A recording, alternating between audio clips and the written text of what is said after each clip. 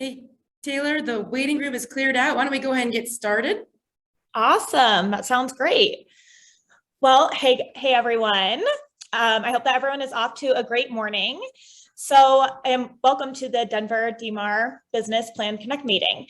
So this is going to be an awesome class, and it's going to be full of really great content. And keep in mind that we are here for you. So please feel free to write down any questions and be interactive in the chat. And if you guys do stick around after the meeting, we will have an awesome opportunity for some networking. And if enough people join, then we can split off into different chats and kind of debrief on what it is that we talk about in the class today. And to introduce myself, I am Taylor Whitten, and I am with Compass, a broker at Compass.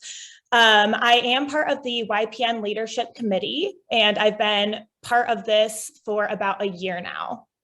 I just recently joined the YPN sub-event committee, which basically just focuses on bringing really great events to you guys. So, if you ever have any questions or want to touch base, please feel free to reach out to me, and, we can chat about some of the upcoming events as well.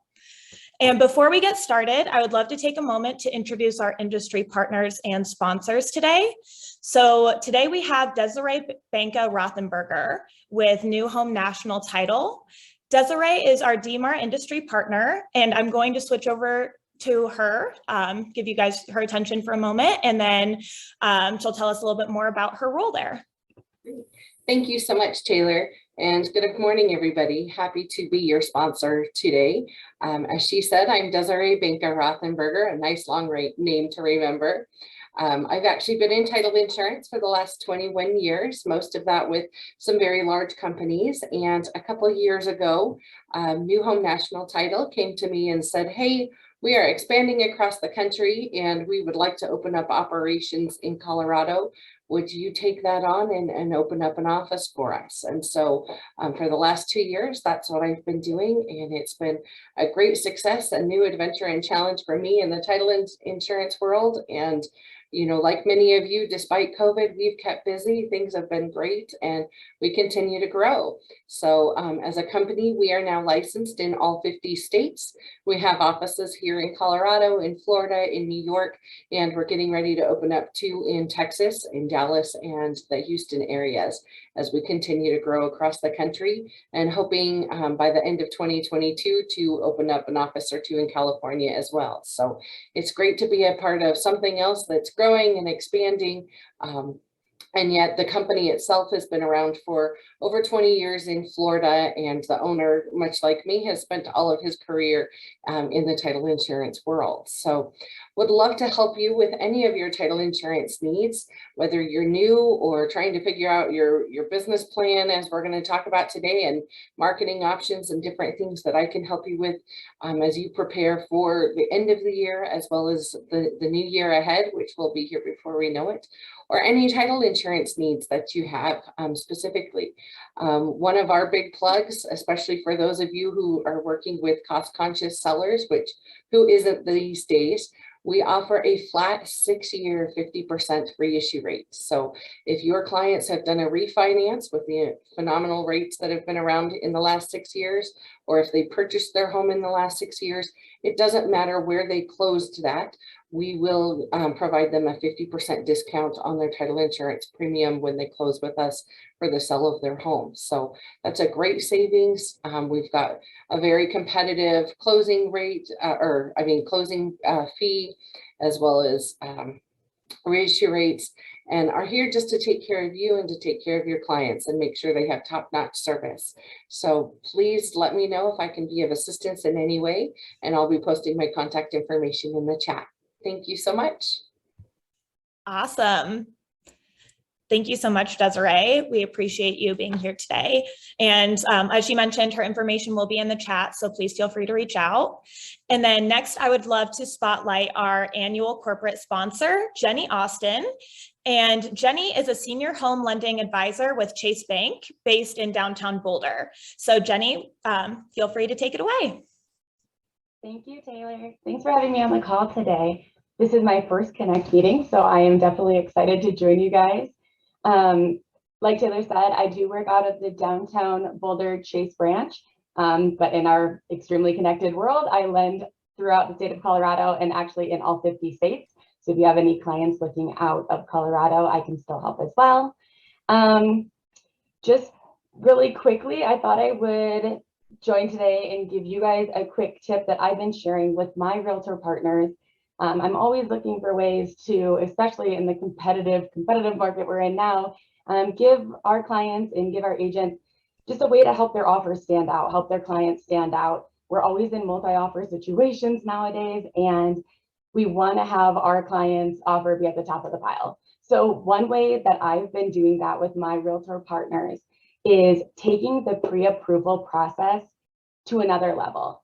So if I have a client, or say, you as a realtor have a pile of offers and everyone has their offer in and a pre-approval letter, they usually say, we've checked their credit, we've maybe checked a pay stub, and there's not a lot of weight behind it. So what we can do at Chase is completely underwrite your client's loan before you're putting that offer in. So we have sent their pay stubs, we have sent their W-2s, their tax returns, everything through to the underwriter, and that client is completely underwritten before they find a property. Now, when you're submitting your offer, you're not just saying, yeah, my client has a pre-approval letter from whatever bank. You're saying, my client's done with the loan process. They're underwritten. The underwriters already approved them. We haven't just pulled their credit. We are completely approved. All we need now is an appraisal.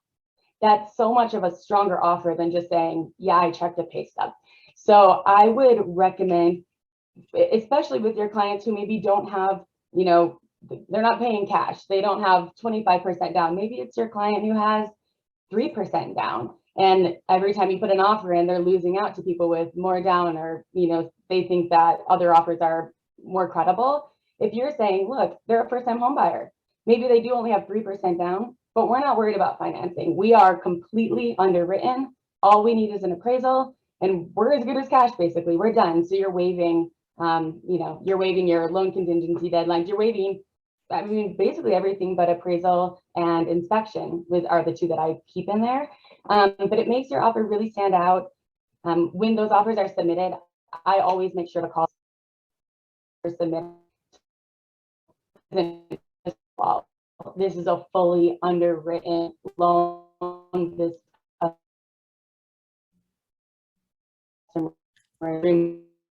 Oh, and Jenny, it looks like you're breaking up a little bit.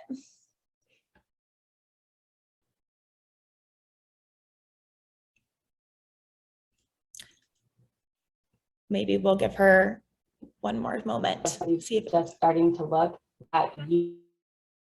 Let's see if I can get it. Oh, Jenny, can you hear me? Let's see if we can get her back on and towards the end of this, Taylor. We'll go. Okay, awesome. So we will come right back to you, Jenny, as soon as your computer comes back up. But in the meantime, we can go ahead and move forward with introducing Nobu Hata, who is going to be moderating. Nobu joined DMAR in 2020 from his previous position with the National Association of Realtors. And Nobu, if you wanted, he's also the CEO of DMAR. So Nobu, if you wanted to take it away as well. Thank you, Taylor.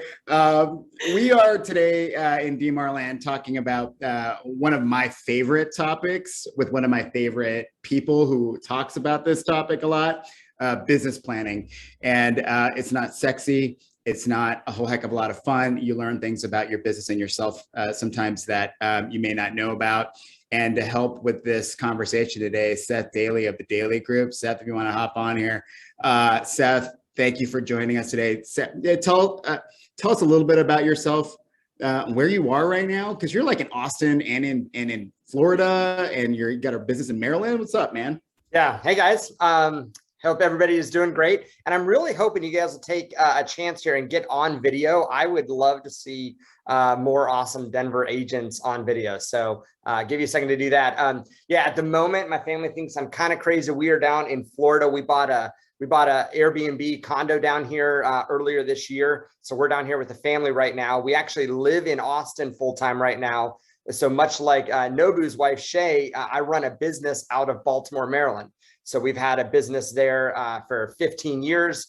We've got a team, and then I also own a brokerage out that way as well. So run a brokerage, run a team, and still working with buyers and sellers. That I had a buyer call in while we've started this Zoom saying, I need help writing an offer. And I'm like, well, this guy's going to wait, or somebody on the team's going to handle them the next hour. And so still in the trenches, but doing it remote. And certainly we could talk about that, but I don't think that'll come up on today's call.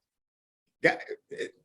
This day and age, man, I tell you what, to be able to run a business not in your market, let's tell you everything you need to know about the state of real estate right now. But really quick shout out to Milford Adams there, our DMAR chair. There he is. Wave, congratulations. Welcome to your first official Zoom as chair. Maybe we'll get you in towards the end of this. But let's kind of get into this conversation, and Taylor, if you want to stick around for this as well. And folks, put all of your business planning questions you have in the chat, because I'll tell you, Seth is one of the best that I've ever talked about, both sober and with a couple of drinks when it comes to business planning, because he'll tell it like it is and put some real numbers behind what your business looks like today and going forward. But so Seth, we're getting towards the end of the year. You and I have talked about this. We should all now be in the planning stages for next year's business starting right now, right? What's your mindset now? What are you doing right now to get yourself in that mode for next year's business? Yeah, absolutely. So, I mean, obviously, number one, Happy New Year's, right? Like you are right now already in 2022. There we go. So yeah, we're already in 2022, which means if you aren't starting to ramp up, think for a second about an interstate you have in your in Denver, right? And then think about a frontage road, right? The road you get on, the on-ramp onto the interstate. And we all hate the driver that when they get onto the interstate, they are not going the speed they should be going. And that is going to be each one of us if you don't put your foot on the gas right now on the frontage road, on the on-ramp, so that by the time you hit November, December, you are already pacing at whatever pace you want to be for 2022. And we're going to dig into numbers in a second about everybody's business, but I'm going to start asking you guys questions. And my request is, one, get on video. I don't care what you look like. Number two, at least start to comment in the threads, because this stuff is really, really freaking hard from a distance when all you're looking at is little black boxes with names, right? One of the questions I'm going to ask you, and you can start to put in the chat now, is do you know how many houses you want to sell next year? By the way, by the end of this call, you might totally have changed your mind of how many houses you want to sell. But the deeper question, depending on how you answer that, is going to be, do you know what you want your life to look like? And it's interesting, right? Because my wife, Alice, and Nobu's wife, Shay, the four of us get together at different events around the country. And one thing that I think we can all say is a business where you're making the amount of money you want to make, combined with the life that you're wanting to live, that's what we're all looking for. And I am not going to be the idiot that says that the only thing that matters is how many houses you sell next year. I honestly don't care. But what I do know is this: a lot of us trade way too much time for way too little money. And at the end of it, we don't have what we really want to show for it with our families, with our free time, that our goals were met, that we bought the amount of investment properties we want to buy, or that we're actually kind of loving the life. And something that over the past 5 years has become really important to us is just this idea of synergy. Like, where does this amazing business fit in with the rest of our life?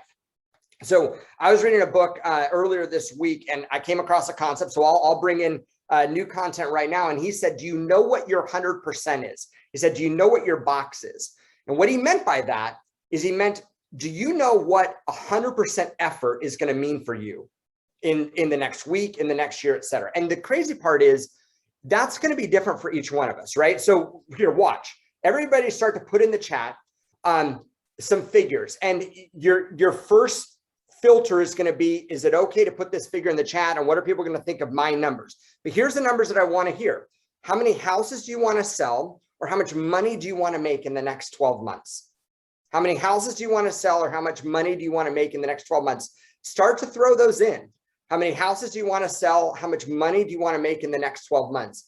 And what I promise you is everybody's number is going to be different, and everybody's number is going to be perfect for you. Kelly, you win because you're the first one, 15 to 20. I love that. Here's one of the exercises that I started to go through with our team, and you guys are just going to tell me. I think I mentioned I'm in this condo in Florida, and my wife thinks I'm an idiot for buying whiteboards that I can put on the wall. But this is, I just wish the condo came with it. So, can everybody see this chart? Nobu, can you see top to bottom? Yeah, we're good. Yeah, okay, we're good. So I want you guys to think about this. There's a lot of money up here, and there's very little money down here. And the first realization is that every one of us, I don't think you would have made it on this call if you weren't trying to climb this ladder of making more money, right? We're all trying to climb that ladder. But here's what makes everybody on this call different from everybody else. There's another axis here. And this axis is, what do you love? What gives you energy? What fits your schedule? I'll just say what fits. And over here, what do you hate? What sucks your energy? Nobu, tell me if my sound gets bad when I'm not facing the screen. It should be all right though. You're all good, sir. Everybody see that? Like, what do you love? What gives you energy? What do you hate? What sucks your energy? So do me a favor. If you've got a piece of paper, write this down. Just draw the chart and write down these quadrants. Low dollar productive to high dollar productive. What do I love? And you could also say, what am I good at? Right? What do I hate? What sucks my energy? What am I bad at? I'm a lefty. This would be like, if I write the word hate over here with my right hand, it's awkward. It takes a while, and it looks like a pretty mediocre result. That's how you know the stuff that is on the left side of this, right? And this is a chart. Nobu, you asked me, it's a long way of asking you, answering the question of what am I thinking about right now? And this is the exercise that we go through on a personal level and on a business level often, like maybe every few months, but definitely every year. So around October, here's what I'm thinking about. What in this business gives me joy? What is on the right side of this page, right? What in this business gives me joy and fits up here is the highest dollar productive use of my time that I actually love to do, right? So I'm going to walk you through these quadrants in a second, but if you've drawn this on a piece of paper, you could start to fill them out. Here's an example. Well, let me just throw out a few ideas. The book was EOS, but this isn't from that book anymore. The EOS Life is the book. Negotiation. Where does negotiation go for you? Now, let's first have this conversation. Is negotiation above the line? Is it up here or is it down here? Oh, this is going to be interesting, Nobu. It's like interactive. People would actually have to come off mute to answer that for me. Or you could give it in the chat. Where does negotiation go? Above the line or below the line? Above. Above. Madison, my new favorite. So appreciate you. Here's the deal, guys. Negotiation is up here. Negotiation is up here. You can't fight the fact that negotiation is a high dollar productive activity. But you might love negotiation. You might eat arguments for breakfast, right? You also might hate negotiation. My wife is highly relational. She loved real estate. She loved shaking hands, kissing babies. She actually got totally burnt out by really stressful negotiations. Okay. And by the way, isn't this right here the journey that every single one of us is making? I mean, your 2022 business plan should be, how do I live right there? And the thing is this is not a number. This isn't 30 houses. This isn't 100 houses. This isn't 20 million. That's not a number. Like, that's your life. But this life is going to drive every activity you take in real estate. Are you Yeah. prioritizing that right now? I mean, do you think about what you don't want to do versus what you do want to do, what gives you joy? I mean, and you just put it up there, right? And this is everything. I spend more time with the kid, walk the dog more, exercise more. Well, sure. So, yeah, I mean, personal. So I'm thinking of more on the business side. I suppose you could do this with your home life as well, right? It could be like, I don't know, dishes could end up over here. Actually, dishes could end up down here, right? Like all sorts of things, right? Walk the dog, go hire a dog walker if you don't want to. But on the business level, we start to go through and you could list out everything you did yesterday, everything you did last week, and start to think of it, right? And here's the deal. I'll give you one example. Does anybody on the call expireds? Has anybody gotten their business by calling expireds? Okay, I haven't seen one yet. Now, where is calling expireds on the chart? High or low? Gotcha. Where is it? So Kelly said low. Any other votes? Was that Christine? You said okay. So here's the deal. I'm actually gonna challenge that. Calling expireds, I'm gonna tell you that's high. But for me, calling expireds is over here. I hate it. Okay. I mean, honestly, like give me an assistant, put them on the phone for 8 hours, dialing through expired listings. They will set an appointment. That is actually high dollar productive use of time. And I would burn out.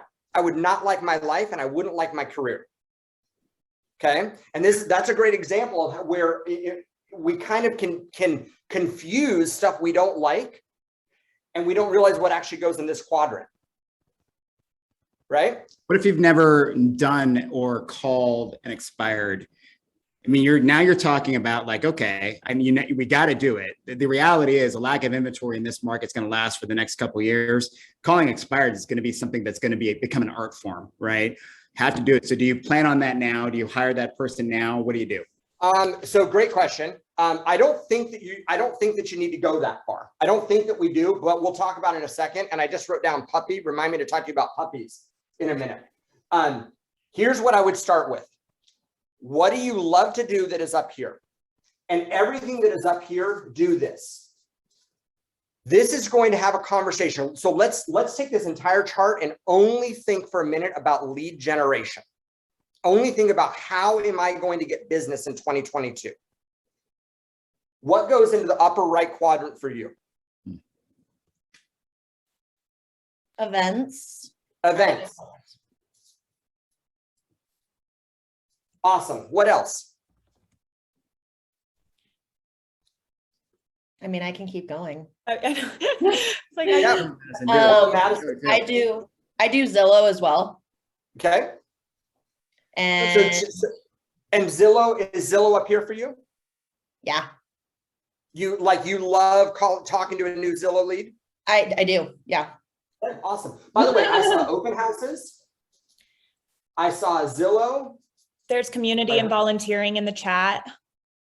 Yeah. So interestingly, right? So community volunteering, where does community and volunteering work go top to bottom? Whoever said it, we know that it's going to be over here. It's going to be something that they love. Where does it end up? Pretty low. Right? So let's just pretend that volunteering or community work is down here. By the way, when I say we all want to end up here, that's sort of true. And there's also part of us that all wants to end up down in this quadrant. When we all love the life where we're making so much money that we could actually not worry about the scale at all and just do stuff that we love. But here's how I fill these quadrants out. Anything in this top quadrant, do this. Everything in this quadrant, do this until you earn the right not to. Until you earn the right. And you get to decide when you've earned the right by how much results you're getting over here. Right? This is when we start to partner or team up. I mean, the reality is everything on the left side over here, this is why you join a team. This is why you start a team. And in part, this might be impacted by which brokerage you chose because of what stuff they will do over here on your behalf. So everything over here, do this. Everything here, do this until. Everything down here, stop, delegate. We'll go through some math about this in a second. And everything over here, this is a hobby. And spending your time up here making a ton of money helps you earn the right to live the rest of your time down here as a hobby. And interestingly, guys, if this was just a conversation of how could I get people on this call to sell as many houses in the next 12 months as possible, that would feel like the type of motivation would be so different. What I really want is for you guys to be in this for the long haul. I hope that I'm looking at a face full of people that this isn't just a job, this is a career.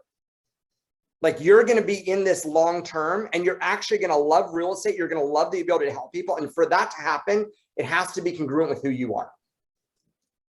So really quickly, Yep. So on that, right? So I'm making my chart of delegatables, what's going to be my hobby, what's going to be my to-dos. How are you now? Now you're asking me to look back in some respect. How do I figure out what that ROI has been on that, on the things on the bottom left, bottom right, especially, right? Because we all think that puppies are going to help build business. How are you determining ROI on all of these things to help me understand where I should be spending some time? So let me,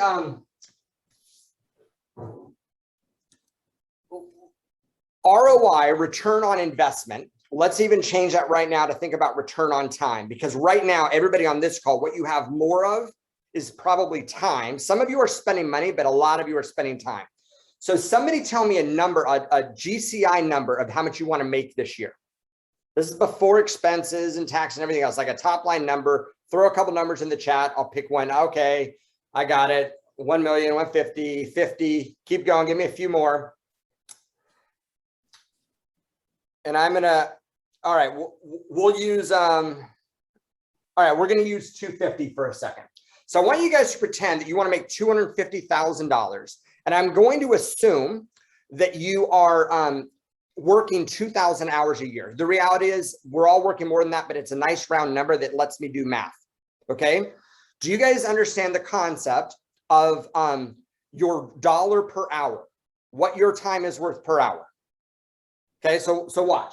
If somebody wants to make $250,000 and they're going to work 2,000 hours a year, that's 40 hours a week, 50 weeks a year, their time is worth how much?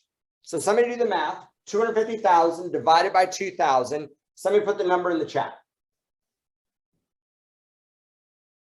The big ask of us right now, Seth. I know. It's like, but the good news is your phone is also a calculator. So there's that. So 250,000 divided by 2,000 is what? Looking for a number in the chat. Okay. $125 an hour. So I want you to understand for a second, Nobu is saying like, what do I delegate? How do I know what to delegate? When do I do it? Everything else. Here's the way our brains normally work. If you've ever been taken through this exercise, if you want to make this amount of money, it's worth $125 per hour. So what do? You do work that's worth $125 and you delegate stuff that's below that. Does everybody get that concept? That is never the way it actually works in real life. So here's the way it actually works. There's a principle called the 80-20 principle. Have you heard of the 80-20 principle? So somebody come on, Mike, and tell me if you could recite the 80-20 principle. Also a big ask, I'm imagining. I will volunteer. Madison. I'm a talker. So 80-20 principle, from what I remember, it can be applied to a lot of different things. Totally. But in real estate, it's like, 80% or 20% of the realtors do 80% of the business. Yeah. So I'm going to apply it to your time. By the way, 20% of the class provides 80% of the participation. So thank you. So here's what it means for real estate. For real estate or for your time, it means this. 20% of your efforts gave you 80% of your results. And conversely, 80% of your time gives you 20% of your results. So here's what that looks like. All right, Lisa. Yes, Lisa, I love it. So watch the math. 20% of your time is 400 hours, gives you how much money? 80% of your total. I'll help you guys out, 200,000. And the other 1,600 hours, that's 80% of your time, you earn how much? the other 50,000, 20%. Now I need two volunteers to do these calculations. So somebody raise their hand that I can see that's going to do the top one for me, but don't put it in the chat yet. Somebody raise their hand. Taylor, raise your hand. I was like, I can do this. Okay, Taylor, awesome. Somebody else raise their hand on this one, or I'm going to have Nobu do it. Okay, Nobu, you're up. So remember, you spent 400 hours, and in those 400 hours, you earned $200,000. Then you spent 1,600 hours, and you earned $50,000.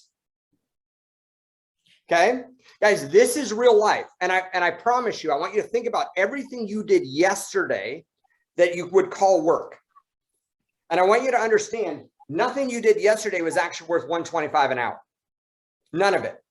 But you're going to see two numbers in a second. So Nobu, I'm ready for you first. You spent 1,600 hours and you made 50 grand. How much was that worth per hour? $31.25.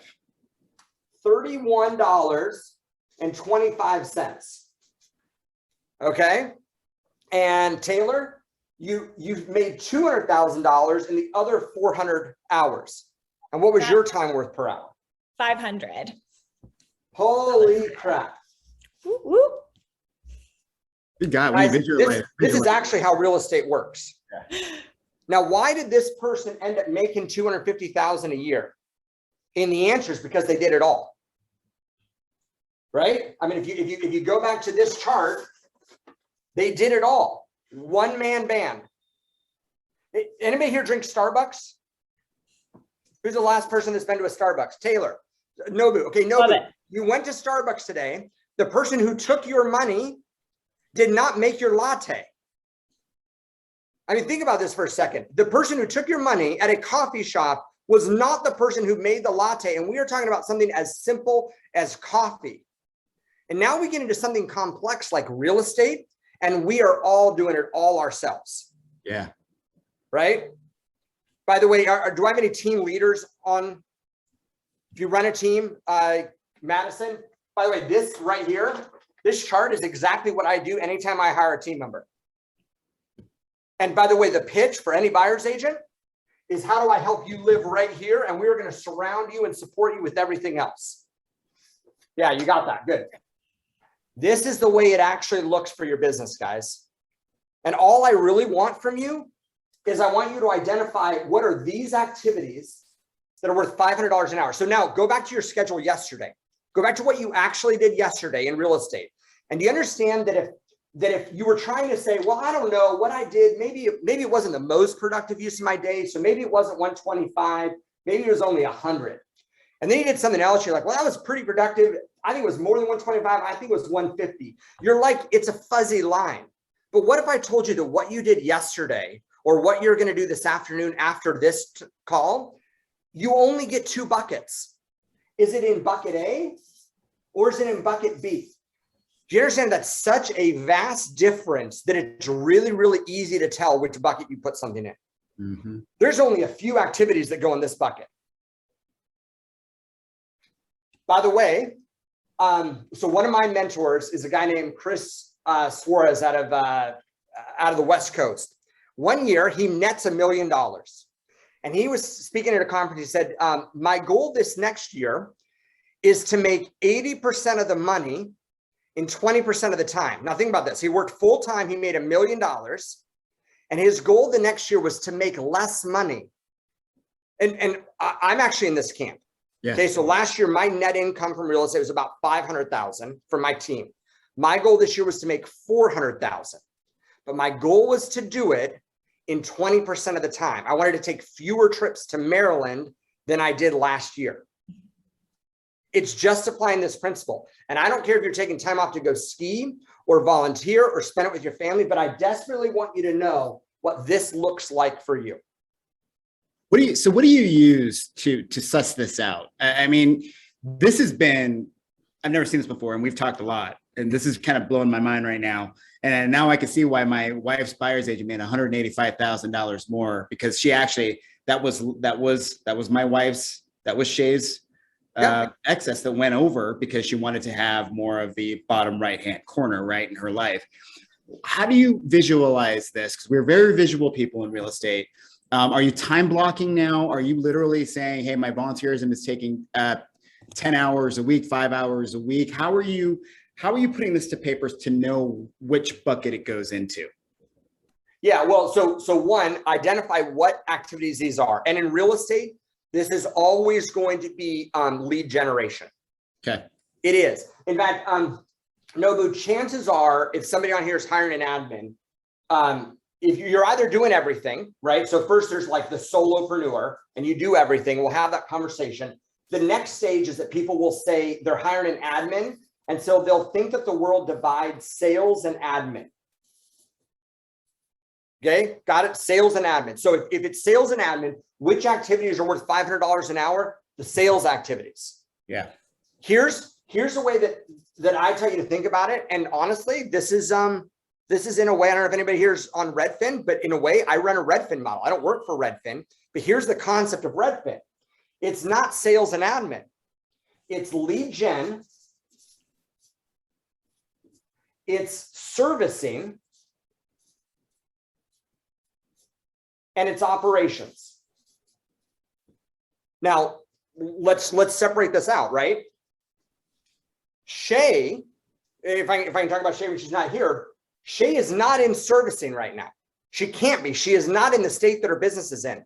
I have buyers right now looking at properties. I cannot be there to show them, right? That's servicing. And we need amazing servicing in our business. Mm-hmm. But the last thing that you ever give up is lead generation. Now, a company like Redfin uses technology to do the lead generation. Some of us might be going to, like, we might say Zillow is our lead gen strategy, and we're just hoping to win on servicing. I will tell you, the front of the funnel, the front of this whole chain is where the majority of money is made, and the person who controls the front of it controls everything else, right? And if you're buying leads, I have no problem with that. It doesn't fit for me in my upper right quadrant, right? So I'm going to go back to these activities in a second, and I'm going to talk about a referral-based business. Raise your hand or put in the chat if referrals, if you want your business to come 75% or more from database, sphere of influence referrals. Oh my God, yeah, everybody. That'd be amazing. Okay, and I'm going to walk you through a couple numbers on that in a second. Actually, can you still see this? If I pull it over a little bit more? Yeah, we're good. Yeah, I guess so. If I move, I'll go like this. If you start to separate out the world in lead gen, servicing, and operations, it's going to help you get really even that much more clear on servicing. So for example, come back over here, right? Where does showing buyers show on the screen? If you're a solo agent and you're choosing between doing paperwork at the office or getting in a car with a buyer, hands down, a buyer is up above this line.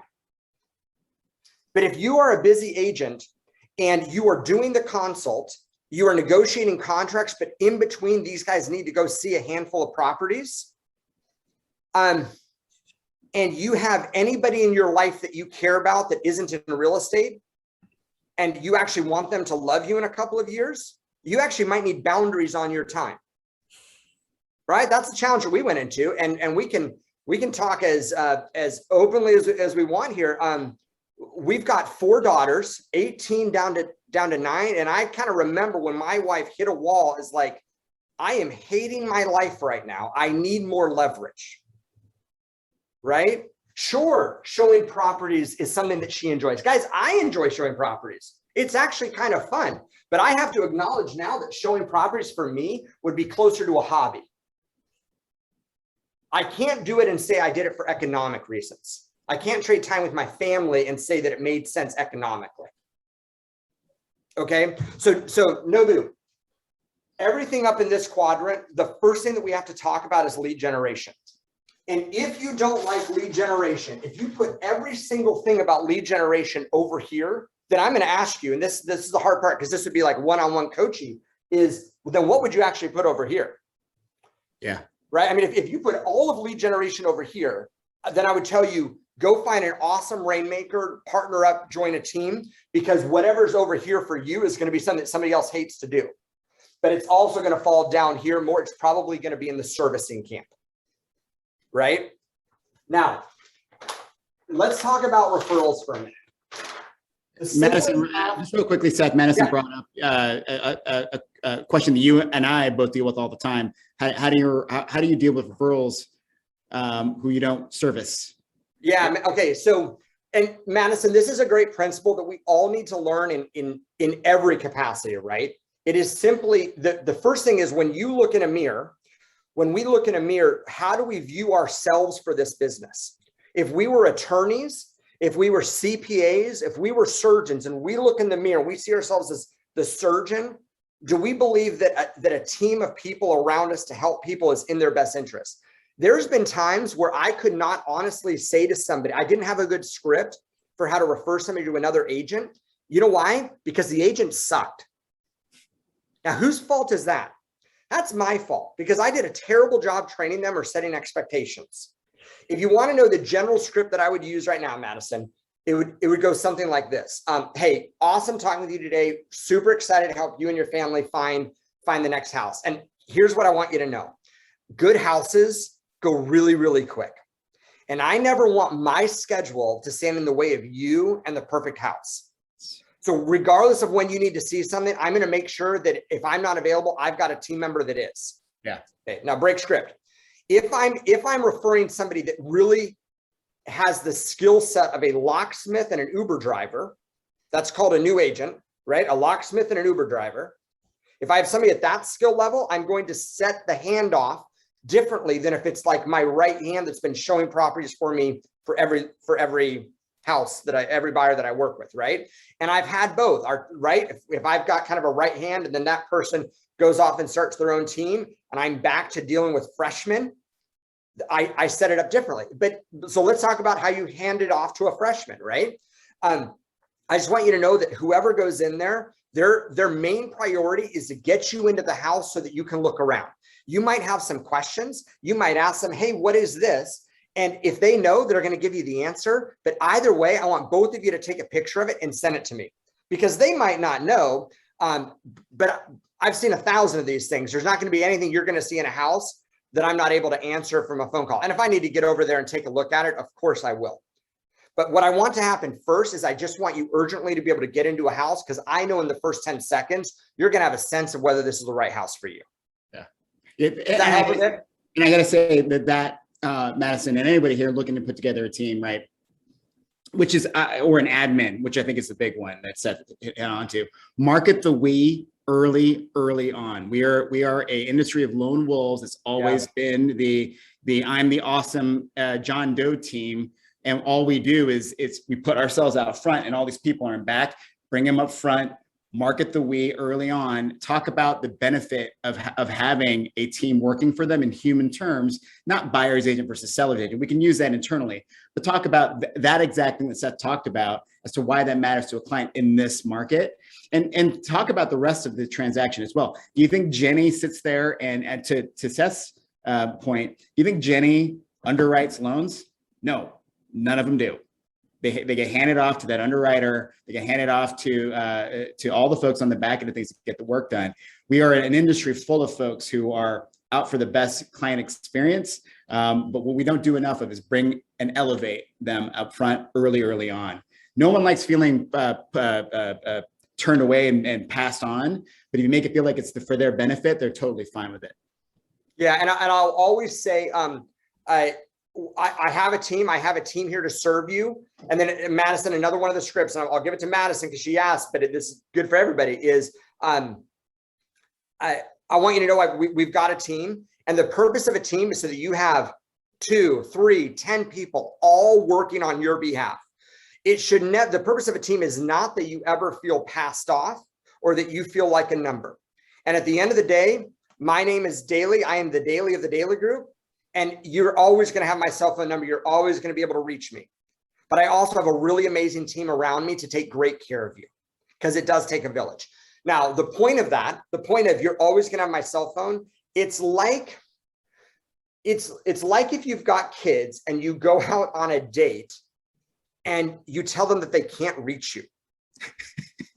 It freaks them out. But if you say, here's your phone, or if you ever need to reach me, you can, and then we don't get calls. Yeah. Right? Plug for date night. Okay, let's go back real quick to database for a second. So I think that I had at least 3 people that said that they would like referrals as a cornerstone of their business. So here would be the first number that I would want to think about if I was looking at 2022. How many transactions do you want to do from your database next year? Okay, so when you think about business, you're going to think a little bit of, this page is going to get messy in a second, just some sort of like pillars, like legs of a stool. What are going to be the pillars of how you're going to do business? And for us, we could talk about other stuff. We always have a lead generation, an internet lead gen strategy. Like I run a Boomtown site, mediocre results. We run an open house strategy for newer agents, but far and away, we focus on referrals. So the first thing I want you to know, and you can put it in the chat, is how many transactions do you want to do this year from referrals? So let me get a couple answers in there, and then I'll use one of them. We'll do an exercise. How many transactions this year from referrals from your database? Thank you. 6, 8. Get a few more.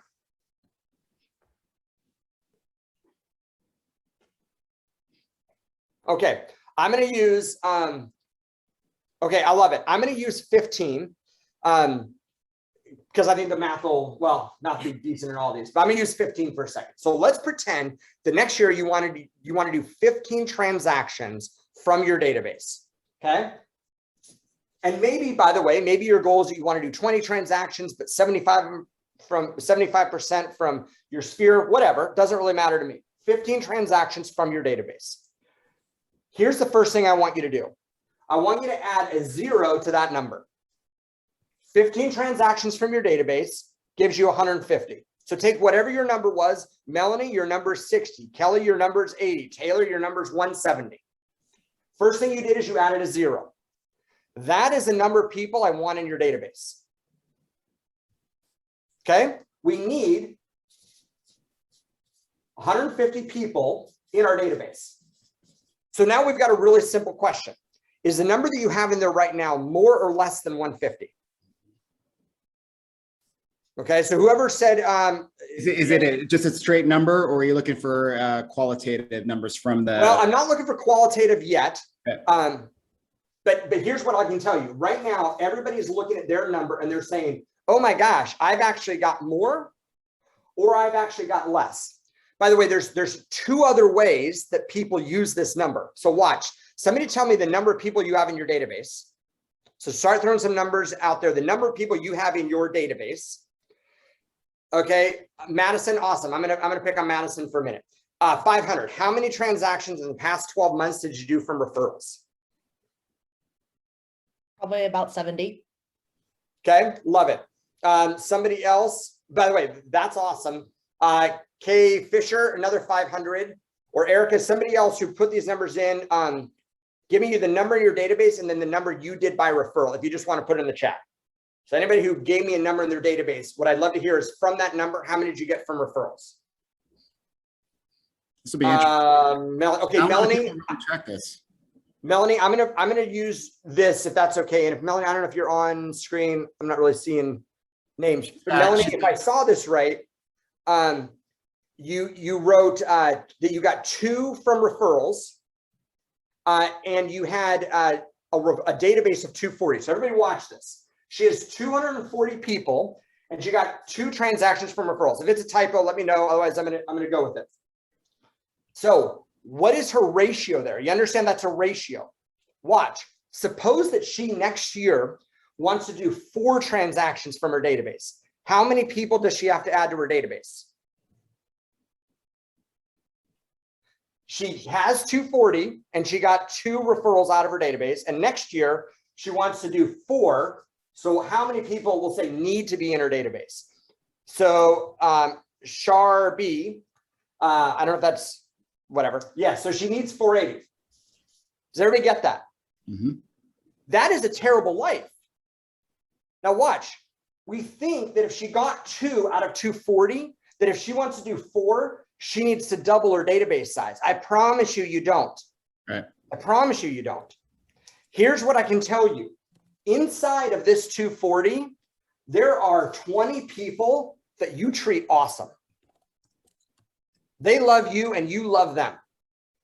And I don't know who they are. I don't know if they go to church with you. I don't know if they're at the PTA. I don't know if you guys work out together. I don't know what it is, but I know that inside of this 240, there are 20 that are raving fans of yours.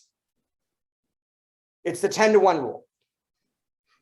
And you don't actually need to add anybody to your database. If I didn't let you add one single new phone number to your database in the next 12 months, you could absolutely increase the number. And the way that you would do it is instead of treating 20 of them awesome, you would treat 40 of them awesome. Do you guys get that? Yeah. So the first thing to consider is this. If we're talking business planning, Nobu, it's, do you know how many transactions you want to do next year from your database? And we could maybe go back and do the math of how they figure out that number if we need to. But for right now, I'm just going to say, I'm going to assume that you know how many transactions you want to do. And then I'm asking you, of all the transactions you want to do, how many do you want to do by referral? And you gave me that number. And then I'm asking you, how many people are in the database? Because really, for me, the only question we have to answer is, how much do we need to grow that database by? And then number two, how do we treat those people? Let's take the 80. No, go ahead. It sounds like you're going to hit it. It sounds like Let's take the 80-20 principle again, right? So we've got 150 people now in this database. What does the 80-20 principle mean? It means that we have 30 people and we have 120 people. And I don't care what your database looks like. I want you to take your top 20%-ish, roughly, and I want you to think of those like your A pluses. And I want you to take your bottom 80%, and you're going to treat those, I mean, whatever, we'll call them A's, but that is like the main class cabin, and this is first class. First class cabin. And then what I want is I want two plans. I just want you to take your top 20%, and I want you to put together the first class experience based on your budget, based on your price point, everything else. Here's what I would definitely say. These people, I'm calling these people quarterly. I'm trying to touch these people quarterly. These people, I'm touching them once a month. Right? Depending on what that number is, you might be going out to dinner one-on-one, or you and your partner and this couple, whatever it might look like. But I promise you, you're treating these people differently. Yep. Right? We're sending. So when I think about marketing to a database, at the end of the day, face-to-face is the 20%. Right? So we could talk about like, what should the newsletter say? And what about the drip emails and everything else? But for me, that's all noise. That all fits into that chart that we had of the 80% that gets you 20% of your results.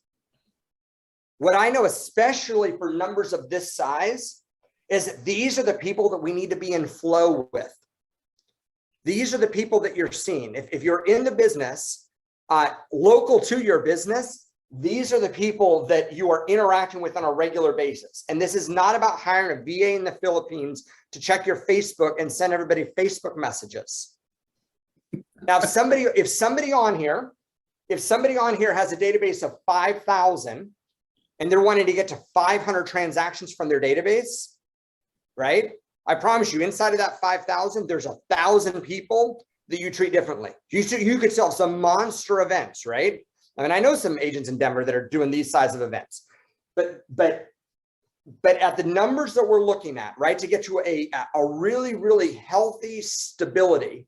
And I think about stability in the real estate industry is, can you get to where you're getting one deposit into your bank account every month? That would be 12 transactions a year. And then can you get to where you're making 2 deposits into your bank account every month? That would feel like a job. Think of that stability. I remember what having a job was like, right? 2 transactions a month. Now we're at 24 a year. And then we just start adding per month. When you get to where you're doing 4 transactions a month, you totally know what the market's doing, right? You're in flow with the market. You're writing offers every week. You're talking with sellers every single week. You're not blindsided when a market changes.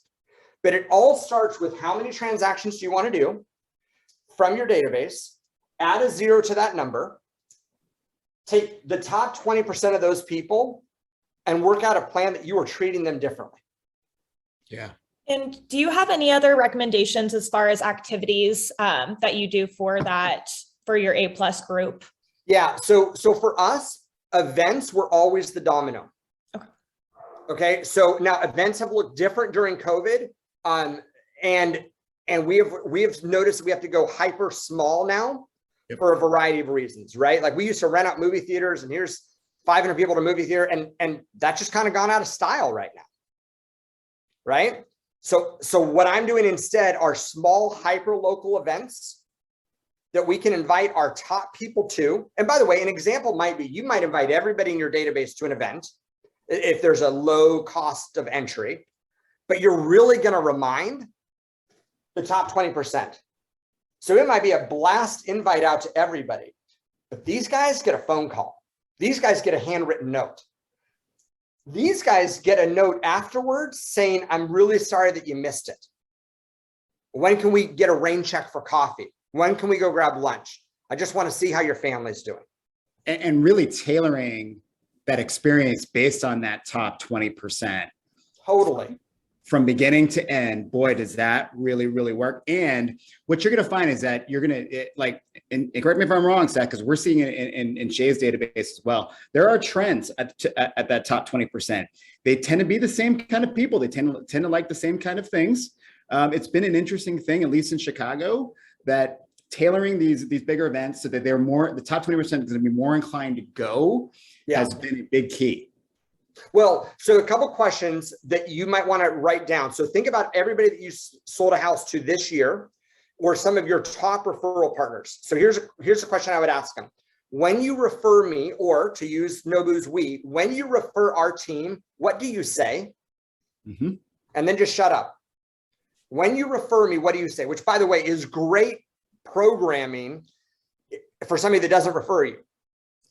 Right? You're just sort of assuming, right? Take somebody that settled last month, call them up and say, I got a question for you. I'm building out my 2022 plan of how I'm going to treat our clients. And I just wonder, when you refer our team, what do you say? Right? Second thing is, if go back through your last 20 transactions, if you don't have 20, go through 2 or go through the last people that sent you a referral and put a smiley face next to a couple of them that your heart lights up, and start to ask yourself, why did I put a smiley face there? And this goes into that bucket of advice called life is too short to work with a-holes. And you're going to burn out. We are all going to burn out if we don't work with the people that we love. What's awesome is that the more referrals you generate, the more choices you have. Yes. Right? So for us, I have to work with people that want to work with somebody on a team. Right?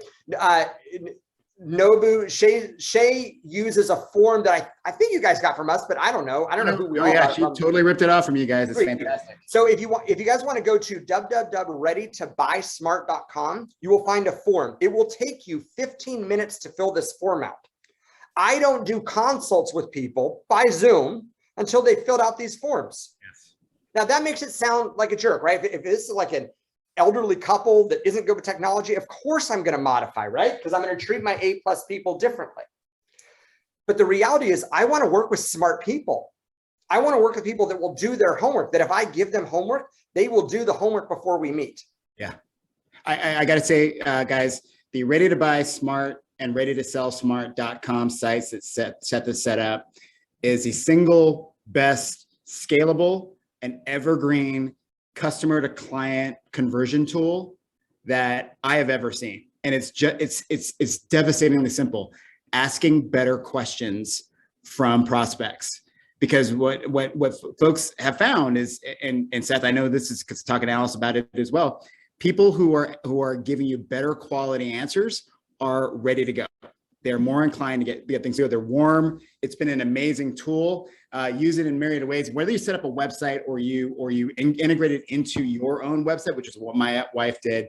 Take it, but tailor it to your business. I think that's the big thing, right? Because it's easy to rip off and duplicate. But how would you take that and make it your own, Seth?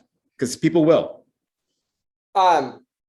Well, great. And by the way, Nobu, tell me when we run out of time. I'm just going to keep giving a couple little riffs on that, because what you just said reminded me of a concept. Guys, what all of us need in our world is we need leverage. Okay, leverage is a fancy phrase for we need to be able to get rid of the 80% that doesn't make us as much money. So we can spend the time doing the stuff that does make us money, which I promise you is face-to-face with your best people, or you can spend the time with your true A pluses, which is the people in your life outside of real estate. Okay. Now, leverage comes in 3 forms. There's 3 types of leverage: systems, tools, and people. So interestingly, Nobu, I actually, if somebody here is not doing 50 transactions a year, I actually don't know that I would use that form. We use that form because we did it out of necessity. We did not have an admin to ask the questions. If we had all the time in the world to be on a call with somebody, I would actually use that script. In fact, if you guys go there, I don't care, use the questions and ask people some of the questions on the form that you like, that make sense to you, and you don't even have to tell them about the form. That's an example of a system. A system would be if every time you get on a phone call with a new prospect, you have a piece of paper beside you with a list of questions that you always ask.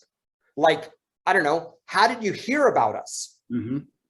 Right? That's just a question. Everybody understands that question is a system. We just took a system and we moved it to the next step called a tool. Here's one of the biggest mistakes agents can make.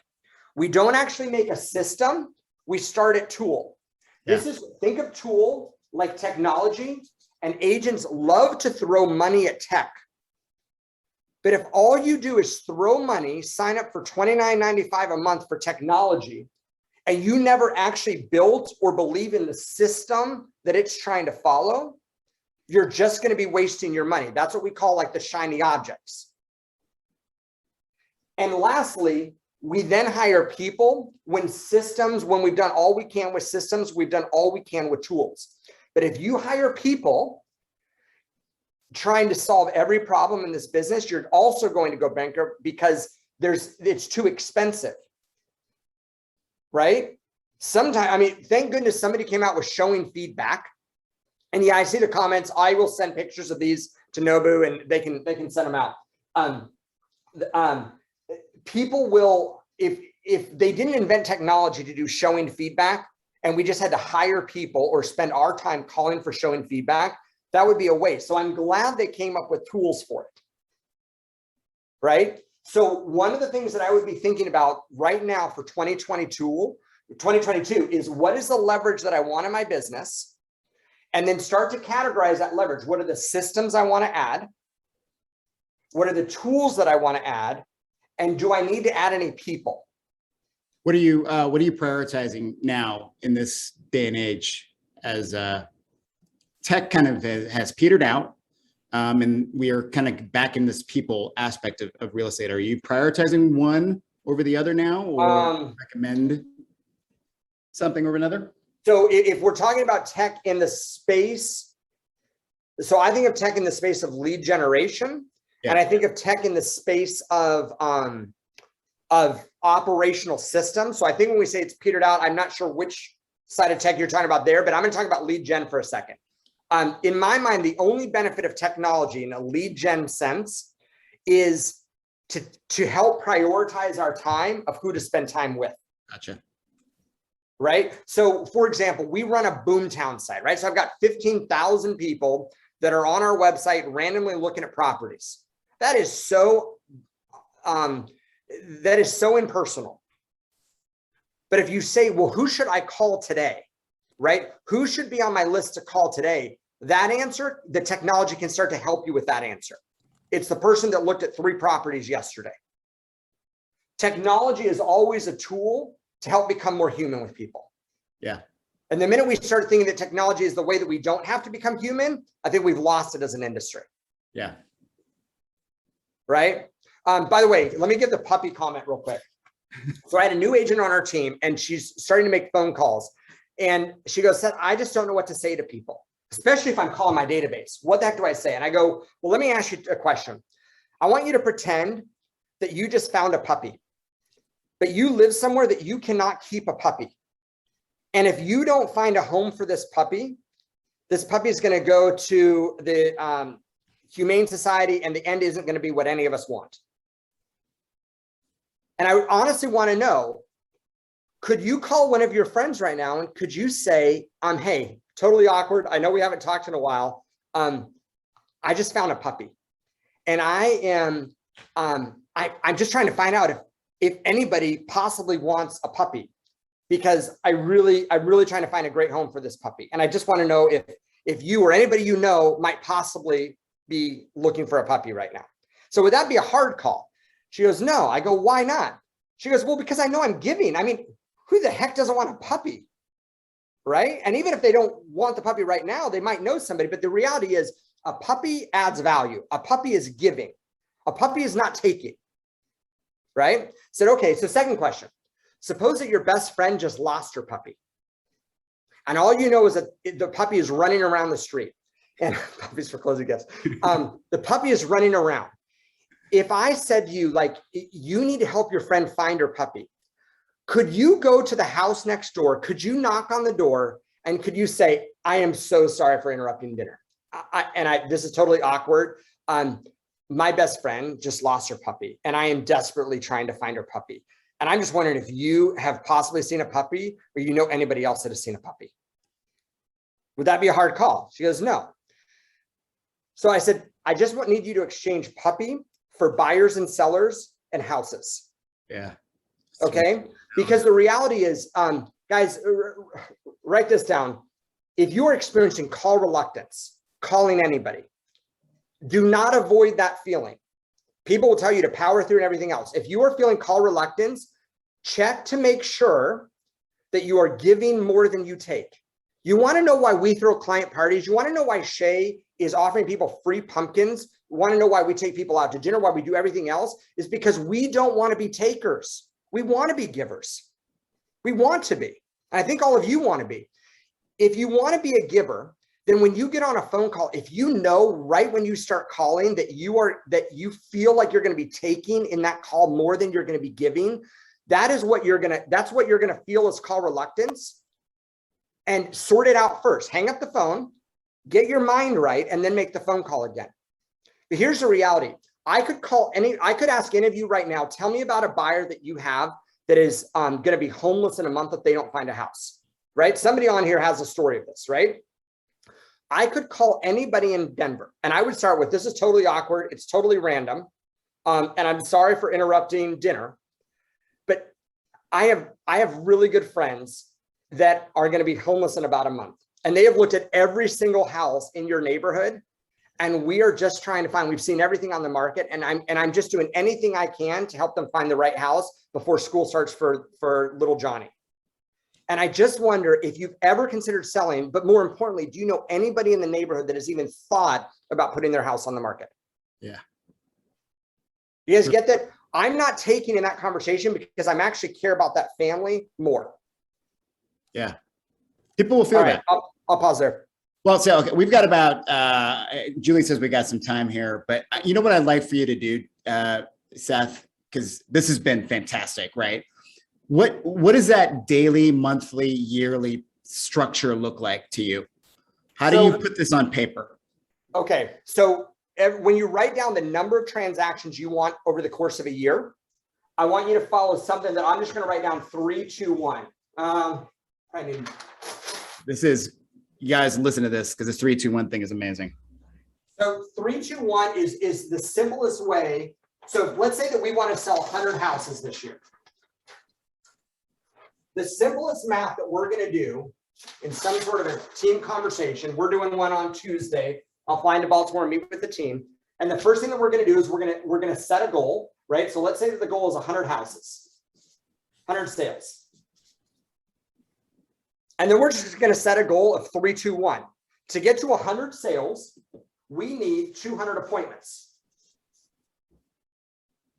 To get to 200 appointments, we need 300 referrals. By the way, everything else in our business is gravy. I only say that because everything else is going to be somewhere in that other noise that gets us 20% of our results. But 80% of our results are going to come from this piece of paper right here.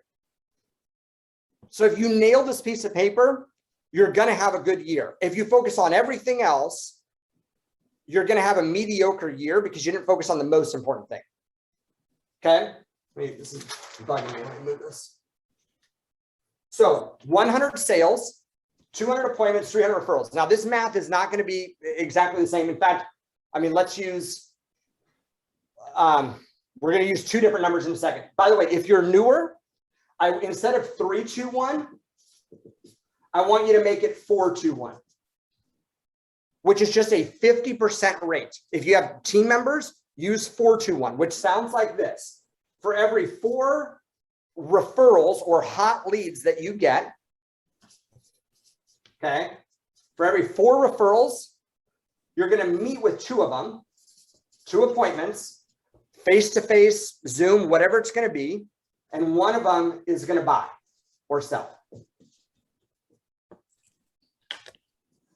By the way, 2 to 1, that number is really, really consistent throughout our industry. You want to sell 1 house a month, have 2 appointments a month consistently. What's cool about 4, 2, 1 is this. Now pick whatever your ratios are. You want to get to 12 closings a year? Awesome. 12 closings a year is 1 closing a month. You want 1 closing a month? How many appointments? 2. So you need every other week, you need an appointment with a buyer or seller. If you want 2 appointments every other week, you need 4 referrals. You need a new name in your database every week that is a referral. And now all of our actions then become about how do we get there. Okay, so when I measure am I on track or off track, these are the 3 numbers that I look at. These are the 3 critical dials. If you're in the cockpit, you're looking at all the different dials that you could look at in your business. These are the 3 critical ones that I want to make sure I'm paying attention to. Right? How many are buying? How many transactions have closed and are pending? How many appointments have I had? And how many referrals have come in? And we've been doing this long enough that we can track 3, 2, 1. Then we spend all of our energy monitoring the rest of this. Right? So if I ever find out that it took me 3 appointments to get 1 closing, then I know that I have a gap there. If it's not following 2 to 1, I know that I have a gap and I try and fix it. But if you're trying to squeeze this, if you're trying to say, I got 12 referrals and I want to get to 12 closings, that's just not reality. Right? If somebody says that they were at 12 and they only got to 4, and they're like, Seth, I need better scripts. How do I close people better? Say, I know that you think you need better scripts, and better scripts always help. And we could go down that path. But if you just accept that this is about the reality, 3 to 1, then what I really want you to do is focus your time on how do you increase this number. So you're somewhat established, right? You're established. You want to ramp up. What are good executables for that month? So for us, we would take this down to some version of a client care sequence, right? So different people, Buffini is going to call it one thing, KW is going to call it something else, Ninja Selling is going to call it something else. But again, it is staying in touch with people to generate this. I think this framework is helpful. So I'll give credit to, I don't know if we're supposed to mention people or not. I'll give credit to Buffini on this one. Contact care community. By the way, single best language that I ever got from Larry Kendall, who is in your guys' neck of the woods. I don't know if he's in your MLS or not, is flow. People will work with you if they know you, like you, trust you. Everybody's heard that, right? People will work with you if they know you, like you, trust you, and are in flow with you. And are in flow. That is why a new agent has a chance of unseating a top producer in a very small market.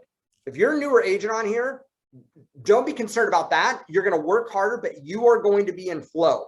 The problem with Shay's database, the problem with my database is we're trying to stay in flow with people from a distance. Trust me, we're going to have some attrition. Yeah. And it's going to be to the agent that follows these principles, stays in flow. So here's what I think about. Do you know how you're going to demonstrate professional competency and character? Do you know how you're going to be a nice human being to people?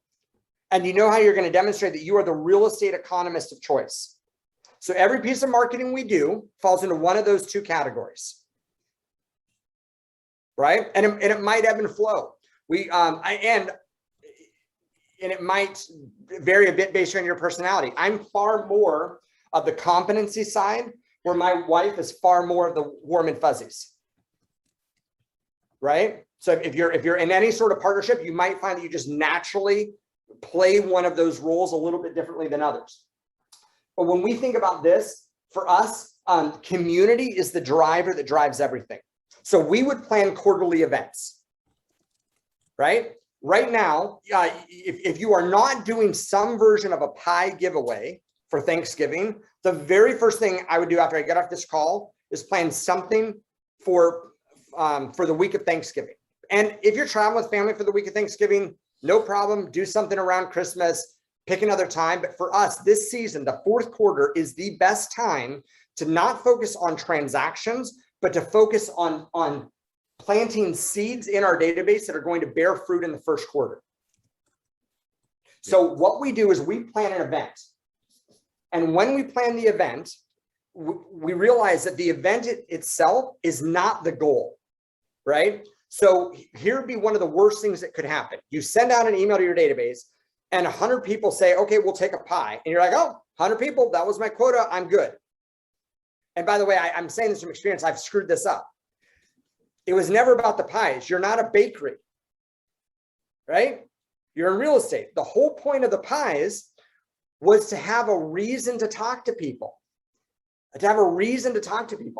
So if we plan an event with pies and an A+ in our database responds 2 minutes from now and says no, or they respond and they say yes, what is the outcome? And the answer is a phone call, a text message.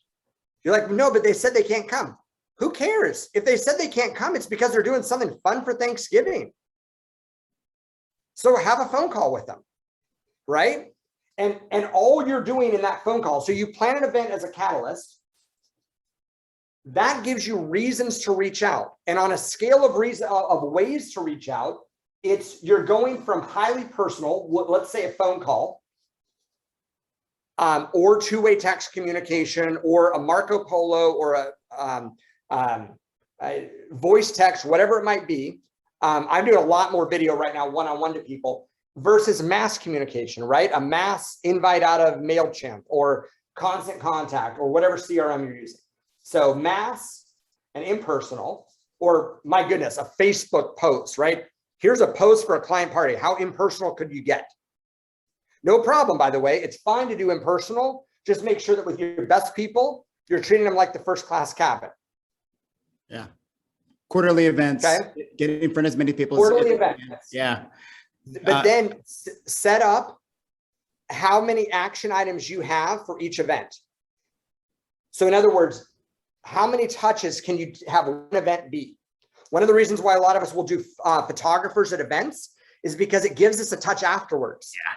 It's the afterglow, right? Well, I don't really care. People that are there will enjoy it. Yeah, but if you have good photos of them and their families, and then after the event, you get to send them that, that's when you're going to get the referral. If there's going to be photo ops at Shay's pumpkin event. There's a professional photographer coming out for that. And it's awesome to give back to that person who's had a really tough year. And on that note, Madison has brought up, like, do you plan around burnout? Do you plan on a break? Like, you're on vacation now-ish, kind of, right? But there's a reason why you're doing it now versus the end of the year, right? Yeah. So a couple thoughts around that. One is, especially if you're any sort of husband and wife or partnership, understand that the way that you manage time, the way you manage energy might be very different than somebody else in your world. So I'll give you an example. So yes, we're at the beach, and the reality is I'm working every single day here.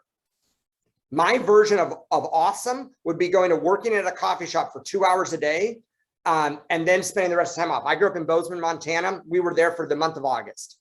I love working at a coffee shop for 2 hours a day and then enjoying the rest of the time. My wife, complete opposite. If she has to see one text message that is real estate related, the entire day was real estate. And that sucks. So she would rather spend 3 days with no phones, or I'd rather spend 3 weeks and working a little bit every day. That's just about knowing your own energy. But absolutely, I mean, we will plan quarterly or bi-monthly, maybe even some sort of monthly. Like we'll try to get away monthly for a weekend. We'll try to get away quarterly for a week, and we'll block all that stuff in. Sometimes we're organized. We have it planned all the way out. Sometimes we don't. COVID has absolutely changed it, right? We've just gone to places that are a bit more remote. But I mean, we ended up spending the month of August in Montana this summer and last summer, as an example.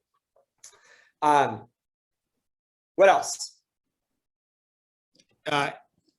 Yeah, questions in the chat, guys, if you have them, because I'm going to keep going until you end it. So what does that week look like? Yeah, so like what has changed, right? What does that week look like to you when you're trying to make calls, when you're trying, do you do Zoom now? What do you do now during that week to keep yourself busy, to keep you focused on these goals? Do you put it in your calendar? What do you do to keep you focused for that week so that next week you can go on vacation? Yeah, I think I put the 20% in my calendar. Yeah. So I'm at the point now that I run a team, right? So every morning at 9 and at 9:30, I have 2 30-minute huddles with my brokerage team and with my team. We run almost the same script every time, which is a system, right? And at the end of those 30 minutes, if I really didn't check in the rest of the day, nothing would have burnt down. Some stuff wouldn't have moved forward, but that created stability in servicing and operations, right? And then some marketing, which I would consider lead generation. But at the end of the day, what I block in my calendar are the 20% activities to move the business forward with lead generation and consults. That's what I track for myself, is how many consults am I having, and then how many meetings am I having that are going to be lead generation in nature. So on that note, right? So Yep. real quickly, right? So there's this been movement, and Shay's been doing it because based on some other conversations he's had with folks like you and everyone else, that, you know, of that bottom 80%, there are some people that could be potential 20%, right? 20%ers that could be added to that top. Do you spend any time trying to convert? Because what Shay and a number of other agents who have a team are doing is devoting a little bit of time to pivoting a little bit, saying, hey, you know what? Out of this bottom 80%, these 10%, whether it's 10 people or whatnot, right, could be converted.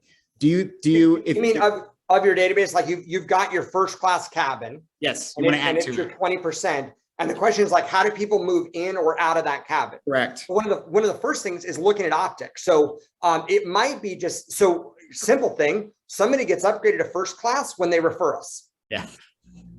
Somebody gets upgraded to first class when they become a repeat buyer. In fact, we just listed a house last night for somebody. And when I went into the database, I found her email in it. And if anybody ever unsubscribes from something, we actually go into our CRM just so we could never screw it up. And we take .com and we write the word unsubscribe so that you could never accidentally send them a message through any software, because we switch stuff. So I go in and I go, son of a gun, she's actually in here as an unsubscribe. Now think about that. She unsubscribed from something, and yet here we are, we just relisted her house. So she obviously came back 6 years later as a repeat client. She goes right back into the top, right? So we treat every current client like an A+, like the first class cabin for the next 12 months. But we will watch activities. So for example, we might post something on Facebook, and then we watch who comments. And when you might see a comment from somebody, you're like, oh my gosh, I haven't heard from them in years. Okay, that deserves private messaging. That deserves a little bit of a check-in, right? And depending on what happens there, absolutely we move people up. Yeah. So what are you using what are you using nowadays? I know you mentioned Boomtown. That's pretty pricey for a lot of folks. Yeah. But you also mentioned Constant Contact. What CRMs do you have people? It's a classic, the one you'll use, right? And my struggle, Nobu, is right now, if I just said to everybody, I'll pay you $20 if in 3 minutes you can you can export a list of your entire CRM, not because I'm looking for the name, just because I want to know if you actually have it. The number of people would be trying to like figure it out from their phones or the scratch pads or sticky notes or everything else. We are still at that stage of our industry. So the first thing is, I don't care, get it into a spreadsheet. As far as if I was brand agnostic right now for a solo agent, I like Referral Maker. I like Buffini's program for the simple thing that it does the one thing that I think matters the most really well. And then it doesn't do anything else, right? Boomtown we use as a workaround. We use Boomtown because we've got a team of that size and we want some of the features. I'm sure there are things that are cheaper than Boomtown and are 80% as good for 20% of the cost. That's the principle that you're always looking for, is what's the one thing that you really need it to do. But at the end of the day, the simplest thing that we all need it to do is to track, right? Because what these CRMs are promoting is they're promoting, here's a way that you don't have to be very human. And I'm telling you, fine, use that for your 80%. I don't care if you want to use a mass email or if you want to use a CRM that puts people on drips. I don't know what Brivity's costing these days, or Sync. I actually don't care which one you're using. They are all based on the 80%. That by the time you get into your 20%, your first class cabin, what they really want is a message from you. And we all have time to focus on our top 20%. You're going to get to a point, if you're building a team, that your top 20% is actually no longer clients. They are almost rainmaker referral sources, and they are team members, right? A team member that sells 25 houses a year, that's like a client that refers you 25 people a year. That is your A+ at that point. Yeah. Seth, this has been great. Every time I talk to you, man, I get something new. And you and I know both that we could talk about this for forever, but we're getting to 11 o'clock here Mountain Time. I know you have to go and have some vacation on this. Seth, thank you so much for your time. My pleasure. Here, I'll throw, guys, I am not hard to reach. I don't know that you'll get a response the fastest, but I'll throw an email address in here. Anything I can do to be a resource, reach out. Hey, we're never too busy for your Baltimore, Maryland referrals. Anybody you guys know that needs anything, we take great care of them, and I'll include you in the process. You can hop on the Zoom call if you want to see how we do buyer seller consults too. Oh God, you're such a nerd. Thank you, Seth, so much. It's been awesome to share this information with you. Jenny, I know you're back on. Zoom issues. I get it, man. It's Friday. But thank you guys so much for attending today. And for our industry partners, thank you for being here. There will be some networking on as an end part of this. No listings as of right now, correct, Julie? Yeah, and so I think that since we went a little bit over, I don't believe that we're still going to do the networking with this, but just as a heads up, everyone, number one, thank you so much again, Seth. This was really great. And we do actually have some upcoming classes and Connect events as well. So just be sure to mark your guys' calendars. On October 26th, we're doing the new agent and industry partner meet and mastermind. So that's going to be a really great opportunity to help build industry relationships. I know that there were a couple questions in the chat about different industry partners. So this is a really great opportunity to do that. There's also going to be the Dmr Ypn Tech Mastermind on November 3rd from 1 to 3. And this is going to be kind of in line with business planning, except it has a fun twist on it, more focused towards tech. So figuring out, how you're going to be able to use Instagram, and other online platforms to help implement into your business going forward. And then we also will have the DMAR Connect Friday, November 19th. And so Julie actually is going to be linking all of these events in the chat as well. And feel free to reach out to us if you have any questions. And we would just love to see you all there. Thank you guys for attending, everybody. And I'm going to get Seth here into town so we can nerd out about this over like beers properly. So if you want to hear more information about this and other topics, please let us know. But this has been awesome. Taylor, thank you so much for hosting and Seth for being here. Yeah. Thanks, guys. Enjoyed it. Thanks, Seth.